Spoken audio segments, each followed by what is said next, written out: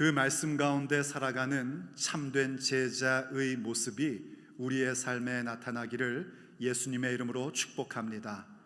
예수님께서 우리를 자유롭게 하시고 그 자유를 누리는 인생 여정이 우리 앞에 펼쳐질 줄로 믿습니다. 믿어지시면 아멘 합시다. 자유, 그것은 듣기만 해도 가슴 설레이는 단어입니다. 인류 역사는 이 자유를 위해서 수많은 노력을 해왔고 희생도 불사해 왔습니다. 자유란 과연 무엇일까요? 사전적 의미는 이렇습니다. 자유란 무엇인가 마음껏 할 수 있는 능력과 무엇인가에 얽매이지 않은 상태를 일컬어 자유라고 합니다. 주의 깊게 잘 들으십시오. 무엇이든지가 아니라 무엇인가 원하는 것을 할 수 있는 능력, 무엇인가에 얽매이지 않은 상태를 자유라고 합니다. 그렇기 때문에 여기서 중요한 건 무엇이든 원하는 것이 뭐냐, 그 무엇이든지가 어떤 것이냐라는 것이 중요합니다. 그것에 따라서 내 삶 가운데에 하나님이 베풀어 주시는 아름다움이 펼쳐지느냐, 아니면 절망과 허망함만 있느냐가 결정됩니다. 무엇에 대하여 자유를 갖고 있고 무엇으로부터 제한받지 않고 자유를 누리느냐에 따라 내 삶은 누가 보아도 아름다운 열매를 맺기도 하고 혹은 다른 사람들의 눈살을 찌푸리는 인생이 되기도 합니다. 그렇기 때문에 자유라는 것은 무엇이든지 내 멋대로 하는 것이 자유가 아닙니다. 오히려 자유란 우리에게 있는 그 꿈, 우리에게 주어져야 할 보람된 삶, 가치 있는 인생을 향하여 나아갈 수 있는 능력이고, 그것을 가는 데에 어떤 방해도 받지 않는 상태를 우린 자유라고 이야기합니다. 거기에 아름다움이 나올 수 있는 것입니다. 일테면 이런 겁니다. 한 어린아이가 저기 그랜드 피아노를 마음껏 제한받지 않고 칩니다. 마음껏 제한받지 않으니 자유롭게 치는 겁니다. 그런데 거기에는 음악이 없습니다. 그저 소음만 있을 뿐입니다. 물론 부모님이나 할아버지 할머니는 그 모습을 보면 흐뭇해하고 기뻐할 겁니다. 우리도 그 모습 보면 아이고 귀여워라 할 겁니다. 하지만 10분이 지나고 20분이 지나면 이내 이렇게 얘기할 겁니다. 여기까지, 잘했다, 내일 하자. 그러면서 속으로는 생각합니다. 내일은 제발 잊어버려라. 그겁니다. 반면에 피아니스트의 연주를 한번 생각해 보십시오. 마음껏 제한 없이 연주를 합니다. 그리고 거기에는 아름다운 선율이 흘러나옵니다. 그리고 우리는 기꺼이 그 음악을 즐거워하고 1시간도 들을 수 있고, 그 피아노 곡에 매료돼 버리면 내일도 또 듣고 싶고 모레도 또 듣고 싶어지기 마련입니다. 그 피아니스트가 그렇게 마음껏 제한받지 않고 자유롭게 연주를 하기 위해서는 반드시 있어야 할 3가지의 조건이 있습니다. 선생님이 있어야 되고요, 악보가 있어야 되고, 그리고 그것을 가진 끊임없는 연습이 요구됩니다. 그 피아노 연주자가 마음껏 제한받지 않고 자유롭게 연주하는 데에는 좋은 선생님을 만나 때에 따른 악보를 가지고 연습을 통하여 마침내 마음껏 제한받지 않고 자유롭게 연주하는 사람이 되는 겁니다. 아버지 하나님께서 우리에게 주시는 자유라는 건 바로 그런 겁니다. 내 멋대로 내 마음대로 살아가는 자유가 아니라 하나님께서 우리에게 주시고 싶어하는 창조와 구속의 신앙을 향하여 나아갈 수 있는 자유, 그 능력, 하나님을 기쁘시게 해드리는 삶으로 나아가는 데에 어떠한 것에도 제한받지 않는 상태로 들어가는 것, 곧 들은 진리를 마음껏 선포하며 말할 수 있는 자유, 하나님을 기쁘시게 하는 삶을 위해서라면 무엇이든지 할 수 있는 자유, 어떠한 것에도 제한받지 않고 아버지의 뜻, 아버지의 나라, 아버지께서 내게 주신 보람된 삶을 향하여 마음껏 나아가는 그 힘, 그것을 우리는 자유라고 이야기하는 겁니다.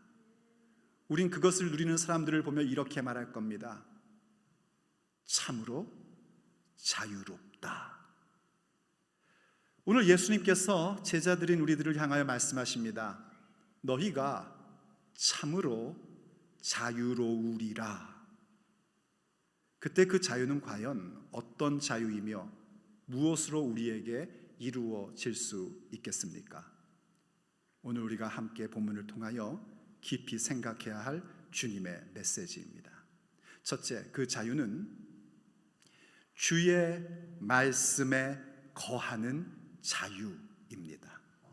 하나님 말씀에 거하는 자유, 그 말씀에 거함으로, 그 말씀에 매임으로 인하여 주어지는 자유, 그것이 바로 하나님께서 우리에게 주시는 자유입니다.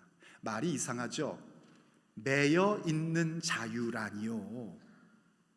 그러나 기억해 보십시오. 학생이 연습하고 악보에 따라 연습하는 것을 포기해 버리면 자유로운 연주를 할 수 없는 것처럼, 우리가 하나님의 말씀에 거함을 포기해 버리면 우리의 삶에는 참된 자유란 존재할 수 없습니다. 자, 무슨 얘기인지 본문을 통해서 한번 보도록 하죠. 31절 말씀입니다. 그러므로 예수님께서 자기를 믿은 유대인들에게 이르시되 너희가 내 말에 거하면 참으로 내 제자가 되고 진리를 알지니 진리가 너희를 자유롭게 하리라. 아멘. 아멘이 되십니까? 예수님께서 자기를 믿은 사람들에게 말씀하셨답니다.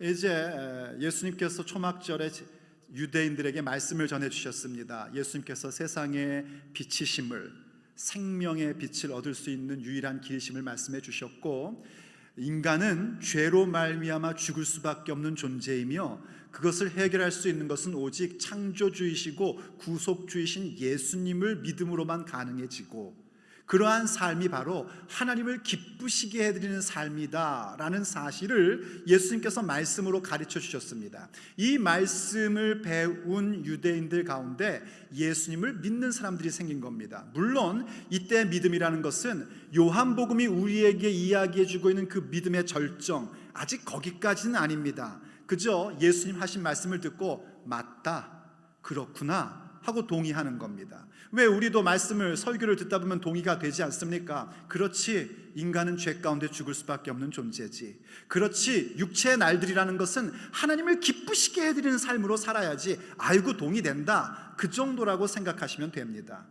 그렇기 때문에 예수님은 그것에 만족하실 수가 없으신 겁니다. 예수님은 우리가 그저 예배당에 나와 앉아있는 것만으로 만족하지 않으십니다. 여러분도 거기에 만족하지 마십시오. 그저 그냥 귀에 그냥 그저 예배에 참석하고 예배당에 왔다 갔다 하고 예수님 근처에서 배회하고 있는 것으로 만족하시면 안 됩니다. 그래서 주님께서 그 믿은 유대인들에게, 믿은 자들에게 말씀하신 겁니다. 내 말이 너희 안에 거하면, 주님의 말씀이 우리 안에 거하여야 한다라고 말씀하십니다. 이때 거한다라는 얘기는요, 머무른다 혹은 계속된다, 이런 의미를 포함하고 있는 단어입니다. 이를테면 어느 집에 방문하는 것과 그 집에 사는 건 다른 거 아니겠습니까? 바로 그렇게 그 말씀에 대해서 한두 번 들어봤다, 이게 아니라 그 말씀 안에서 살아가는 삶입니다. 그 말씀에 계속 머물러 있는 것입니다. 그 말씀에 매여 있게 되는 것입니다. 그 말씀에 묶인 바 되는 것입니다. 그래서 그 말씀을 붙잡고 살아가고 그 말씀의 능력으로 살아가고 그 말씀과 함께 살아가는 것입니다. 그게 바로 말씀 가운데 거한다는 것이요. 그렇기 때문에 성경 언어에 이 거한다라는 단어는 어떤 의미도 포함되고 있냐면 인내하다라는 뜻도 포함하고 있는 단어입니다. 주의 말씀 가운데 살아가고 그 말씀 가운데 머물고 지속되고 붙잡고 살아가는 데에는 인내도 요구가 됩니다. 그렇게 말씀 가운데 거하게 되면 우리에게 어떤 현상이 일어나는 거 하니 예수님의 참된 제자 되는 현상이 나오는 겁니다. 참된 제자가 되어야만 주의 말씀이 들려오게 되고 주의 말씀이 들려야 참된 제자로서 우리의 삶을 지속적으로 이어갈 수 있게 되며 참된 제자가 될 때에 우리 가운데 나타나는 현상이 뭐냐면 진리를 알게 됩니다. 이때 안다는 것은 참된 제자가 된다, 참된 제자가 되어 진리를 안다는 것은 DTS 과정 다 마쳤다고 되는 게 아닙니다. 그 말씀 가운데 머무름으로 진리를 직접 경험하는 것입니다. 그러면 그 진리가 우리를 자유롭게 만들어줍니다. 그래서 우리가 가져야 될 것은 뭐냐면 그 말씀에 거하는 자가 되셔야 됩니다. 말씀에 거하려면 말씀을 먼저 듣는 자가 되어야지 됩니다. 말씀이 들려와야 된다는 얘기예요. 말씀을 듣는다는 것은 내가 청각에 장애가 없기 때문에 들린다 이런 얘기가 아닙니다. 성경 용어에 듣는다라는 단어는 무슨 의미를 포함하고 있냐면 소속의 의미를 포함하고 있습니다. 내가 하나님의 말씀이 들려지면 나는 하나님께 속한 자입니다. 그런지 안 그런지 8장 47절을 보십시오. 이렇게 말씀하십니다. 예수님의 말씀입니다. 하나님께 속한 자는 하나님의 말씀을 듣나니 너희가 듣지 아니함은 하나님께 속하지 아니하였음이니라. 주의 말씀이 들리기를 예수님의 이름으로 축복합니다. 여러분이 지금 여기 앉아 있는데도 주의 말씀이 선포되고 있는데 강당 가운데 목사가 자기 얘기하는 건 안 들려도 됩니다. 하지만 하나님의 말씀이 선포되는데 들려지지 않고 받아들여지지 않는다면 여러분이 어디에 속한 자인지 생각해 보셔야 됩니다. 하나님께 속한 자는 주의 말씀이 들려옵니다. 그런 사람의 삶은 변화가 옵니다. 말씀을 듣는데 졸린 게 아니라 깨어나게 되고 말씀을 듣는데 그것이 나의 심장을 두드리고 가슴을 후벼파고 그래서 통회하게 되고 변화의 모습이 나타나게끔 되어 있습니다. 그래서 옛사람, 나의 그 구습을 쫓던 옛사람은 완전히 다 벗어버리고 온전히 주님께서 주신 새 사람으로 옷 입는 그런 복된 삶을 살아가게 됩니다. 그게 자유의 사람들인 것입니다. 그래서 에베소서 4장이 우리에게 이렇게 설명해 주는 걸 보십시오. 에베소서 4장 21절입니다. 진리가 예수님 안에 있는 것 같이 너희가 참으로 그에게서 듣고 또한 그 안에서 가르침을 받았을진대. 맞습니다, 여러분. 진리는 오직 예수님 안에만 있습니다. 예수님은 진리이십니다. 그리고 그분의 말씀은 진리입니다. 그분의 가르침이 진리입니다. 그건 변함없습니다. 우리 주님 다시 오시는 그날까지 주님의 말씀은 1.1획도 땅에 떨어지지 않습니다. 그 진리가 우리에게 들려오게 되고 그 진리로 말미암아 가르침을 받게 되었다는 것은 우리가 이제 주님이 주시는 말씀에 거하는 삶의 그 자유를 누릴 수 있는 자가 되었다는 것이요, 그 능력이 우리 가운데 임했다는 것입니다. 그래서 계속해서 이렇게 명령하는 겁니다. 22절, 너희는 유혹의 욕심을 따라 썩어져가는 구습을 따르는 옛사람을 벗어버리고 오직 너희의 심령이 새롭게 되어 하나님을 따라 의와 진리의 거룩함으로 지으심을 받은 새 사람을 입으라. 아멘. 옛사람 벗어버리고 새 사람을 입으라 명령하십니다. 벗고 입는 것, 이것은 오늘날에 우리가 옷을 벗고 입는 그런 차원의 개념이 아닙니다. 이걸 잘못 착각하시면 여러분들 이러시면 곤란합니다. 예배당에서는 새 사람 옷을 입고 집에 가서는 옛 사람을 다시 갈아입고 그리고 예배당 오기 전에는 다시 또 새 사람으로 이런 얘기가 아닙니다. 이 얘기는 성경 시대의 배경으로 생각하셔야지 됩니다. 그 당시에는 옷이라는 것은 그 사람의 신분을 알려주는 것입니다. 그러므로 이 얘기는 옷을 갈아입고 때에 따라서 옷을 갈아입는 그 얘기가 아니라 우리의 신분이 바뀌었다는 것입니다. 예전에는 흑암의 권세 가운데 어둠의 자식들이었는데 이제는 하나님으로 말미암아, 예수님으로 말미암아 하나님의 자녀되었고 그 아들의 나라로 옮겨진 바 된 빛의 자녀들이다 선언하는 것입니다.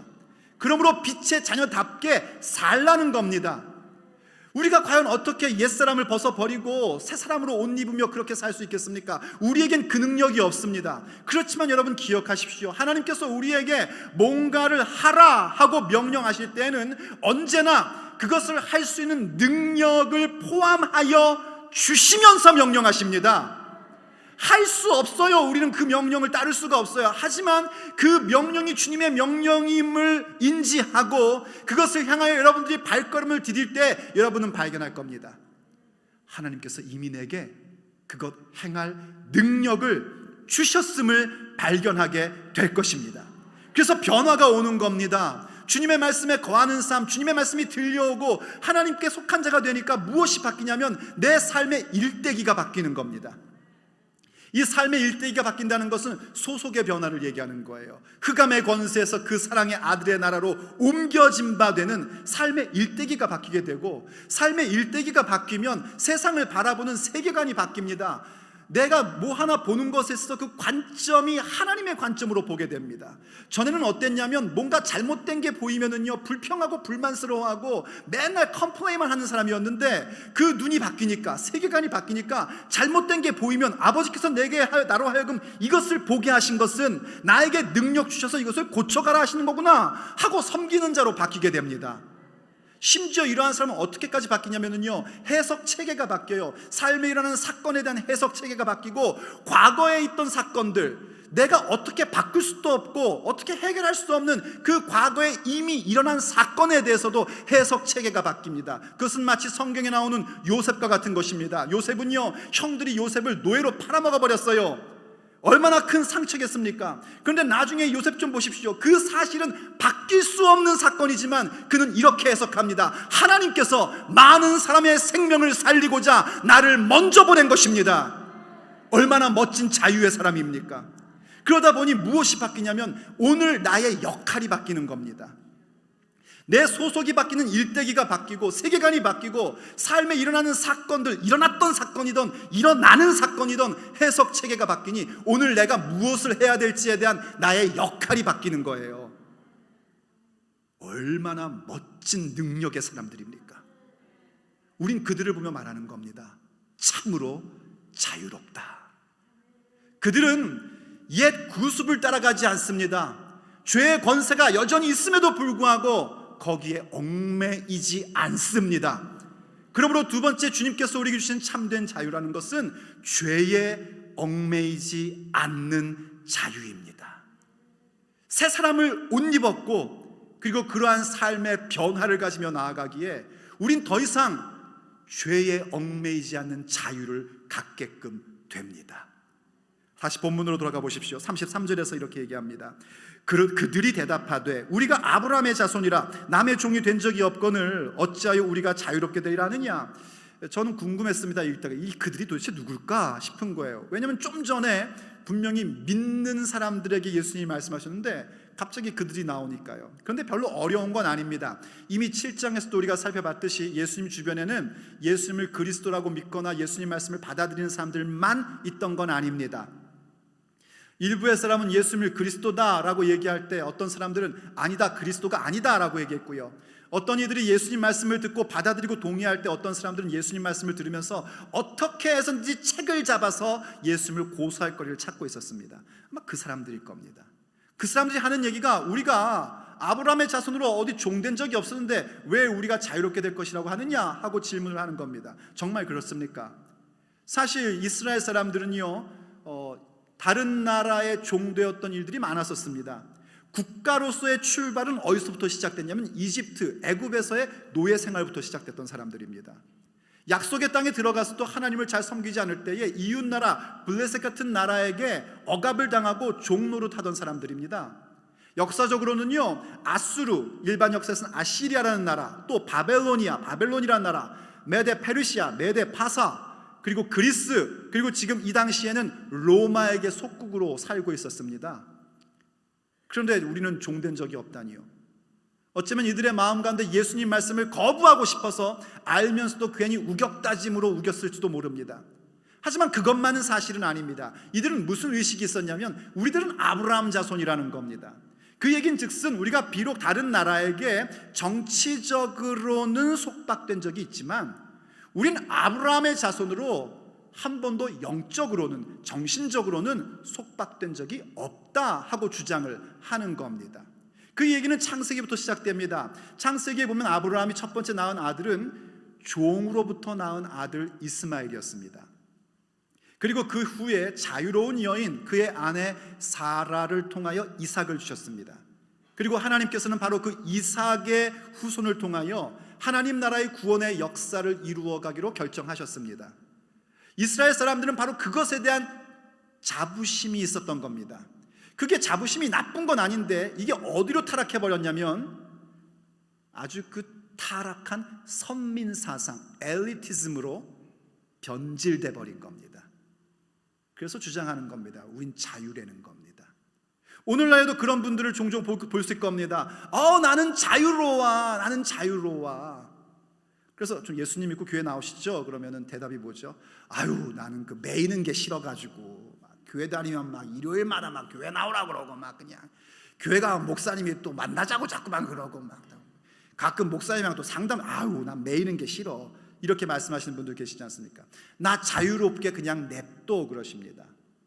바로 그러한 자들에게 주님께서 오늘 엄하게 말씀하십니다. 34절 예수님께서 대답하시되 진실로 진실로 너희에게 이르노니 죄를 범하는 자마다 죄의 종이라.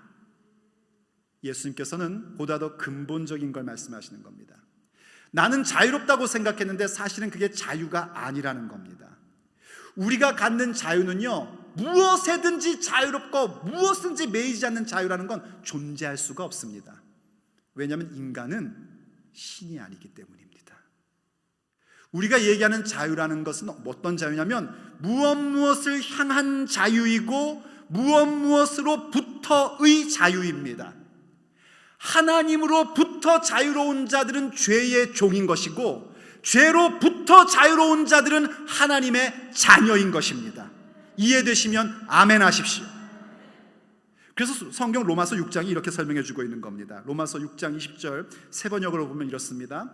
여러분이 죄의 종일 때에는 의에 얽매이지 않았습니다.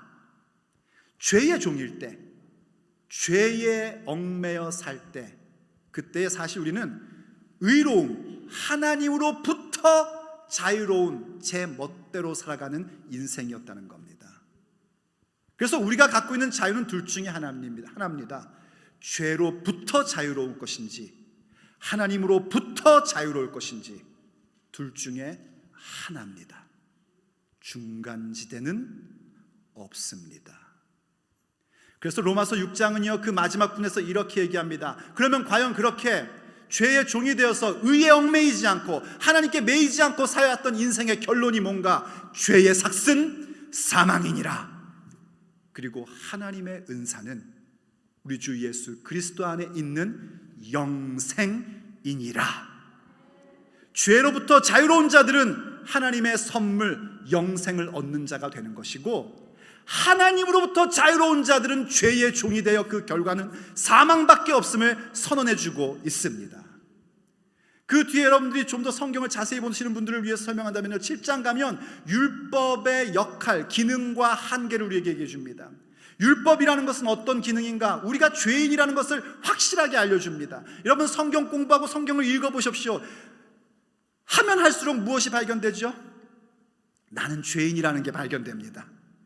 그래서 결국 신음하게 됩니다. 아이고야, 나는 구제불능이구나. 오호라, 나는 곤고한 자로다. 누가 나를 이 사망의 몸에서 건져내랴 하는 인류의 신음이 나의 입술에서 튀어나오게 되는 겁니다. 그런데 우리에게 기쁜 소식이 있습니다. 8장으로 들어가자마자 얘기합니다. 그러므로 이제 그리스도 예수님 안에 있는 자들에게는 결코 정죄함이 없나니. 할렐루야. 왜 그렇습니까? 이는 그리스도 예수님 안에 있는 생명의 성령의 법이 너를 죄와 사망의 법에서 해방하였음이니라. 죄와 사망의 법칙이 여전히 있지만 우리는 생명을 주시는 성령님의 법으로 말미암아 더 이상 죄에 얽매이지 않는 자가 된 것입니다. 그게 우리가 가지고 있는 자유입니다. 그것이 우리에게 줘 있는 자유이고, 그것으로 말미암아 우리는 마음껏 하나님께서 원하시는 보람된 삶으로, 영원한 가치를 향한 삶으로 뛰어나갈 수 있는 능력의 사람으로 변화된 것입니다. 성령님으로 말미암아, 그 아들의 영을 우리에게 주심으로 말미암아 하나님을 아바 아버지라 부를 수 있는 능력이 우리에게 주어져 있고, 때를 따라 돕는 그 은혜를 위해서 아버지께 나아가는 데에 어떠한 제한도 어떠한 장애도 받지 않는 상태가 된 것입니다. 그게 바로 자유입니다. 주님이 주신 자유입니다. 바로 이 모든 것들이 어떻게 우리에게 주어지게 됐는가? 우리로부터 온 것이 아니라 우리 주 예수님으로부터 주어진 것입니다. 그러므로 세 번째 그 자유는 바로 우리 주 예수님이 주시는 자유입니다. 예수님께서 주신 것입니다. 예수님께서 주셔야 합니다. 그래서 예수님께 간구하셔야 됩니다. 내게 이 자유를 주십시오. 무엇이든지 아버지께서 원하시는 인생을 향하여 나갈 수 있는 능력을, 그것으로 나가는데 어떠한 제약도 방해도 받지 않는 상태를, 그 자유를 나에게 주십시오. 간구하십시오. 오늘 예수님 말씀을 들어보시기 바랍니다. 예수님께서 35절에서 말씀하셨어요. 종은 영원히 집에 거하지 못하되. 맞습니다, 여러분. 죄의 종이 되면 영원히 아버지 집에 거하지 못합니다. 죄의 종은 천국에 들어갈 수 없습니다. 죄의 종들에게 남은 것은 지옥밖에는 없는 겁니다. 사망밖에 없는 것입니다. 그러나 아들은 영원히 거하나니. 아들만이 영원히 거합니다. 이때 아들은 우리들을 얘기하는 게 아닙니다. 예수님만을 말씀하는 겁니다. 예수님만이 영원한 아버지 집에 거하실 수 있는 분이십니다. 사람은 어느 누구도 자기 능력으로, 자기의 힘으로 아버지 집에 거할 수가 없습니다. 왜냐하면 사람은 전부 다 죄의 종들이기 때문입니다. 그런데 기쁜 소식이 있습니다. 계속 보십시오. 36절. 그러므로 그 아들이 너희를 자유롭게 하면 너희가 참으로 자유로우리라. 예수님께서 우리를 자유롭게 해주시는 겁니다. 예수님께서 죽을 수밖에 없는 죄 가운데 있는 우리를 위하여 대신 십자가에서 죽어주시고 우리를 죄 가운데서 구속해 주신 것입니다. 우리가 예수님을 믿는다 하면서도 잘못하고 실수하고 범죄하고 그 죄성 때문에 괴로워하지만, 그 예수님께서, 십자가의 예수님께서 우리의 발을 날마다 씻어주시는 것입니다. 그래서 우리는 그 죄로부터 자유로운 자가 된 것입니다. 바로 그 아들이 우리에게 그 자유를 주신 것입니다. 십자가의 가치를 페이하시면서, 그 대가를 치르시면서 우리에게 그 자유를 주셨습니다. 그러므로 우리는 그 자유를 받은 자가 되었고, 우리는 이제 자유로운 자가 되었습니다. 아버지의 자녀가 되었습니다. 아버지 앞에 나아가는데 어떠한 장애도 어떠한 장벽도 구애받지 않는 자들이 된 것입니다. 비록 죄와 사망의 권세가 우리 주변에 있지만 더 이상 그 죄와 사망의 권세에 속박되지 아니하고 오직 주님의 말씀에 속박된 자, 주님의 사랑에 매인 자, 주님의 임재에 갇힌 자로 변화된 것입니다. 우린 자유한 자들입니다. 그렇게. 그래서 무엇을 할 것인가? 갈라디아서 5장 1절은 우리에게 이렇게 명령하고 있습니다. 그리스도께서 우리를 자유롭게 하려고 자유를 주셨으니 그러므로 굳건하게 서서 다시는 종의 멍에를 매지 말라. 다시는 죄의 종이 되지 마십시오. 왜냐하면 우리는 예수님의 사람들이기 때문입니다. 왜냐하면 우리는 새 생명을 가진 사람들이기 때문입니다. 왜냐하면 우리는 예수 그리스도로 말미암아 은혜의 보좌 앞에 나아갈 수 있는 능력을 얻은 자들이기 때문입니다. 왜냐하면 우리는 그 길로 나아가는데 어떤 것도 구애받지 않는 하나님의 자녀된 권세를 가진 자들이기 때문입니다. 그러므로 다시는 죄의 멍에를 매지 마십시오. 죄의 노예가 되지 마십시오. 오직 주님의 말씀에 매인바 되십시오. 그리고 그 자유를 누리십시오. 사랑하는 성도 여러분, 저는 여러분들이 하나님께서 원하시는 그 보람된 삶, 가치 있는 인생을 여러분의 육체의 날들 가운데 살기 원할 줄로 믿습니다. 과연 우리는 이 육체의 날들을 그저 허비하는 삶, 낭비하는 삶이 아니라 하나님께서 인정해 주시고 하나님께서 셈하여 주시는 영혼의 나를 위한 날들이 되기를 원합니다. 그렇진데 주의 말씀에 묶임 바 되십시오. 마치 연주자가 그 악보에 묶임 바 되어 연습하고 연습하듯이 우리도 우리의 스승 되시는 성령님의 가르치심을 따라 우리에게 주신 인생 악보인 주님의 말씀에 묶여서 때를 따라 주시는 말씀을 따라 연습하고 연습하고 또 연습해야 합니다. 그러면 우리에게 임합니다. 우리에게 임한 자유를 발견할 것이고, 그런 우리의 삶은 참으로 자유로울 것입니다.